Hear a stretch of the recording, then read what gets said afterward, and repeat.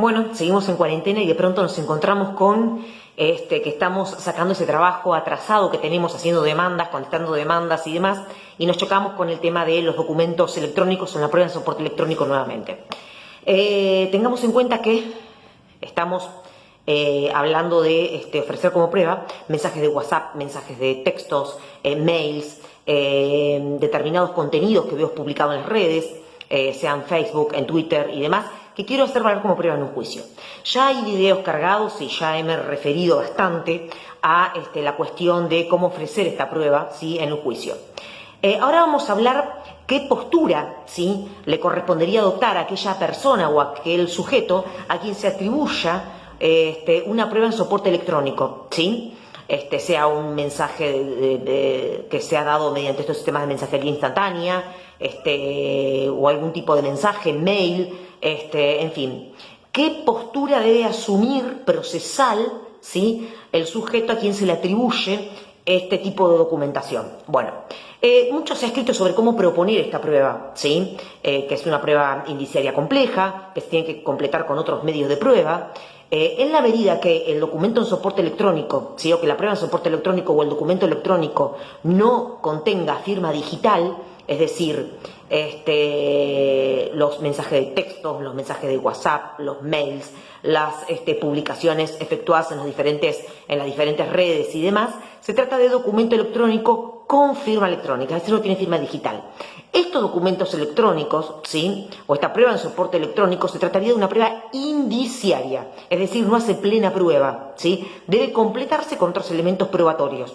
Y aunque los procesos de volcado y demás se realicen, ¿sí?, conforme a como se deben hacer, ¿sí?, que ya hemos estado hablando de eso, para que la prueba sea admitida como prueba en el expediente y demás, siempre, ¿sí?, el valor de el documento electrónico, de la prueba en soporte electrónica con firma electrónico, es una prueba indiciaria. Y esto refiere a la valoración de la prueba. ¿Qué significa esto? Esto significa que, diría, la única forma, ¿sí?, de convertir a esta prueba en soporte electrónico en plena prueba es el reconocimiento, ¿sí?, de la persona a quien se atribuye la documentación. O este tipo de documento en soporte electrónico o este tipo de prueba en soporte electrónico. Entonces, hay que ver acá, tengamos en cuenta, entonces, considerando esto, ¿sí?, que la actitud procesal de la persona a quien se atribuye el documento en soporte electrónico es de fundamental importancia.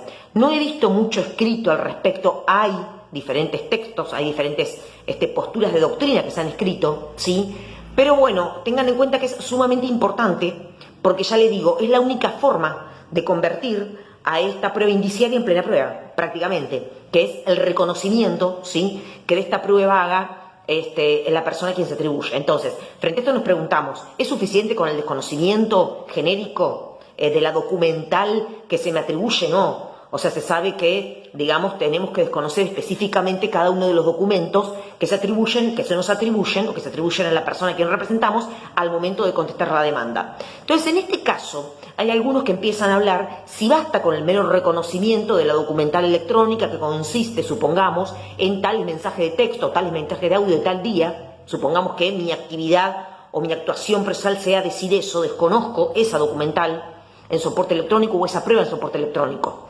¿Basta con esto o se requiere algún tipo de actividad impugnativa aún mayor para que ese documento electrónico se tenga por desconocido? Bueno, acá se abre toda una serie de posibilidades, ¿no? Sobre todo en lo que refiere a la valoración que haga el juez de ese desconocimiento. Y en primer lugar, lo que tenemos que hablar es de la individualización de la documental en soporte electrónico. Es decir, cómo se individualiza, cómo yo, persona a quien se me atribuye, digamos, de determinada documental en soporte electrónico, efectúo el desconocimiento para que se tenga por individualizado y referenciado concretamente qué es lo que estoy desconociendo. Entonces, el primer punto es ese, es decir, ver cómo se individualiza esa prueba, cómo menciono yo al momento de desconocer concretamente esa prueba en soporte electrónico.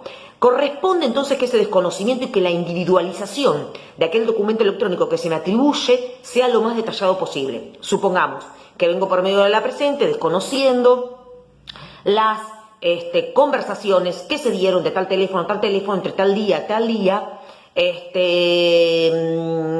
cuyo número de hash es tal, que se encuentran insertas en el CD reservado en caja de seguridad del tribunal. Es decir, correspondería que la individualización de lo que estoy conociendo sea lo más clara posible. Eso como primer punto. El primero y principal, digamos, es lo que mínimamente se nos va a pedir.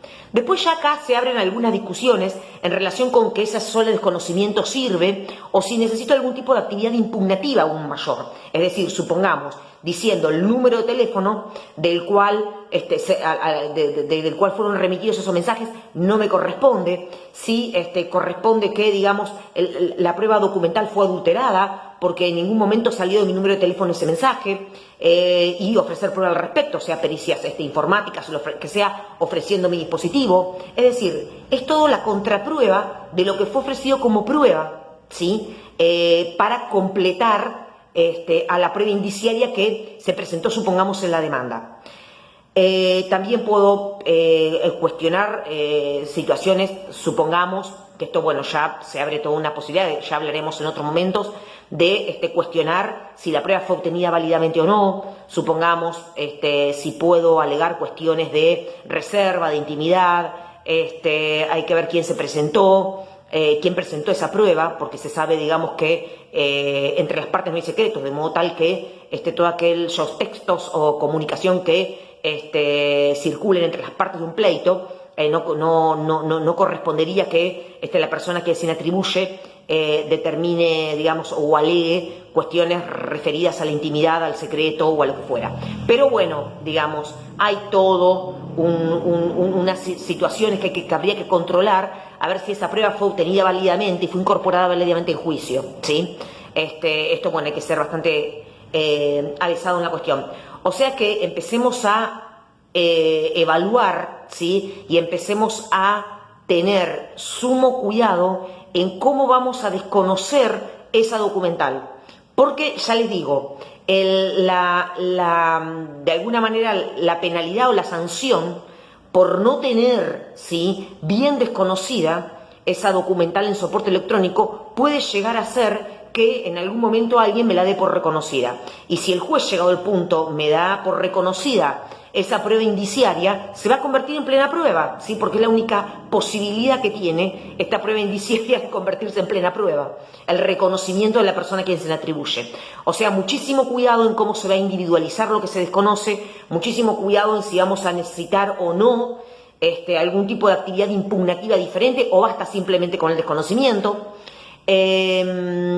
Bueno, son todas cuestiones que hay que ir viendo, pero en principio les dejo el alerta, ¿sí? En lo relativo a cómo o el cuidado que habría que tener mínimo en cuanto a individualizar la documentación en soporte electrónico que se le está atribuyendo al cliente, ¿sí? De lo contrario, bueno, podría inclusive haber cuestiones de mala praxis profesional, ¿no? Si no se realizan las impugnaciones o el desconocimiento de manera categórico y individualizando primeramente el documento como primer medida.